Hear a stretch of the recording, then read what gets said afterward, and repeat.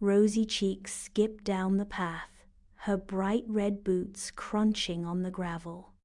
Her fishing rod, a slender willow branch with a bit of string and a shiny button for a hook, swung rhythmically by her side.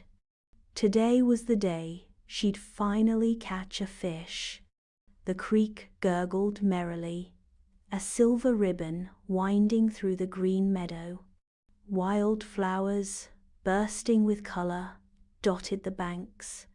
As Rosy Cheeks reached the creek, she spotted something even more exciting than a fish, a patch of plump, juicy raspberries nestled amongst the ferns. She carefully gathered a handful, their sweet juice staining her fingers crimson. "Hello," a tiny voice chirped. Rosy Cheeks jumped. A little fish, no bigger than her thumb, peered up at her from a shallow pool.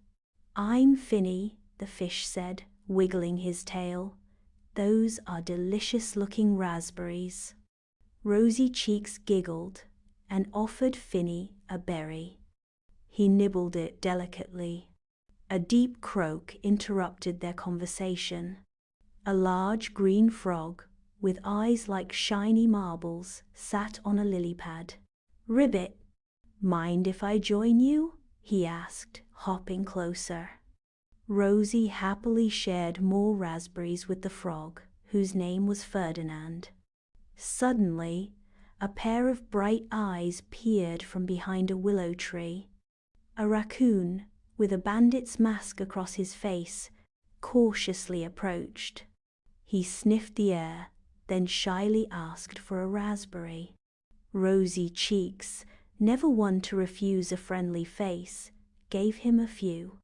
The raccoon, whose name was Pip, thanked her with a grateful chirp. As the sun began to dip below the horizon, painting the sky in hues of orange and purple, a graceful deer emerged from the woods. She had large, gentle eyes and a coat the color of burnt caramel. Rosy Cheeks, feeling quite brave, offered the deer, whose name was Fawn, the last of her raspberries. Fawn ate them delicately, her long eyelashes fluttering. Rosy Cheeks, surrounded by her new friends, Finny, Ferdinand, Pip, and Fawn, realized that even without catching a fish, her day had been wonderfully successful. She felt a warm happiness bloom in her chest, as sweet as the raspberry she'd shared.